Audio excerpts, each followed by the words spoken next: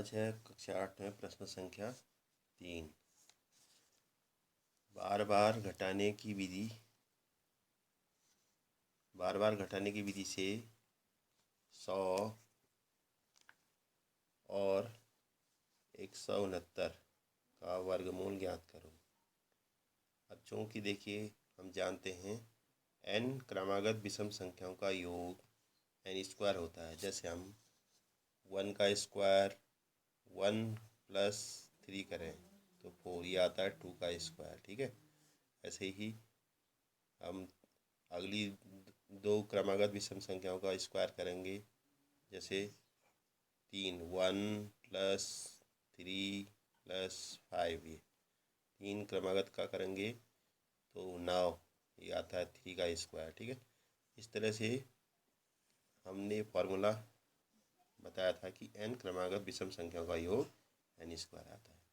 तो हम जब 100 का वर्गमूल निकालना है बार बार घटाने की विधि से 100 को कितनी विषम संख्याओं के रूप में योगफल के रूप में लिखा जा सकता है या 100, इसको हम देखते हैं। तो 100 में से हम क्रमागत विषम संख्या घटाते जाएंगे और जब वह 0 आ जाएगा तो वही जितनी बार 0 आएगा, जितनी बार घटाने में वो उसका वर्गमूल हो जाएगा। ठीक, तो देखिए 100 में से हमने 1 घटाया 99, अगली क्रमागत विषम संख्या 99 में से फिर 3 घटाई 96, फिर अगली क्रमागत विषम संख्या 3 के बाद आती है 5, तो 96 में से 5 घटाएँ 91, फिर 91 में से अगली क्रमागत विषम संख्या 7 आती, घटाया 84, फिर 84 में से अगली क्रमागत विषम संख्या 9 है, 9 घटाया 75, फिर अगली 75 में से अगली क्रमागत 9 के बाद विषम संख्या 11 आती, 11 घटाया 64, फिर अगली क्रमागत विषम संख्या 11 के बाद 13 घटाई 64 में से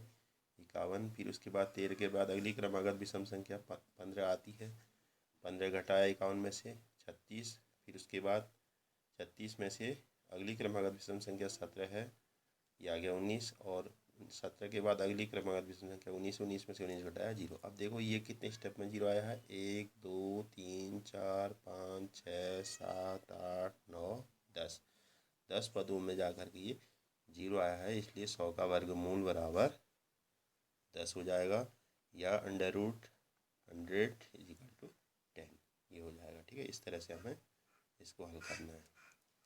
अगला देखिए इसी का 169 का देखिए 169 में से पहली विषम संख्या घटाई 168, 1 घटाया, 168 में से 3 घटाया 165, 165 में से 5 घटाया, क्रमागत विषम संख्या लेनी है, 3 के बाद 5 आती है 160, फिर 5 के बाद 7 घटाना है तो 153 हो गया। फिर 153 में से 9, ये 153 है यहाँ पर, 153 में से 7 के बाद अगली क्रमागत संख्या विषम संख्या 9 है तो 9 घटाया 144, 144 में से फिर 11 घटाया 133, फिर 133 में से अगली क्रमागत संख्या 13 है, 13 से घटाएंगे 120, 120 में से फिर अगली क्रमागत विषम संख्या 15, 15 घटाया 105, फिर 15 के बाद अगली क्रमागत विषम संख्या 17, 17 घटाया 88, फिर अगली क्रमागत विषम संख्या 88 में से 19 घटाया 69, इसके बाद 69 में से अगली 19 के बाद अगली क्रमागत विषम संख्या 21 होती है, 21 घटाया 48, फिर 48 में से 23 घटाया तो अगली क्रमागत विषम संख्या 25 आया, 25 में से 25 घटाया 0। अब देखो ये भी वही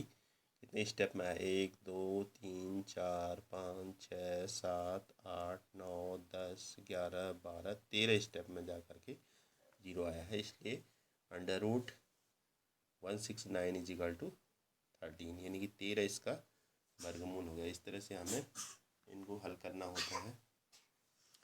तो आपको ध्यान रखना है कि बार बार घटाने की विधि जब भी आती है तो उसको क्रमागत विषम संख्याएं उसमें से माइनस करते जाना है, क्योंकि हमने बताया कि n क्रमागत विषम संख्याओं का योग n² होता है।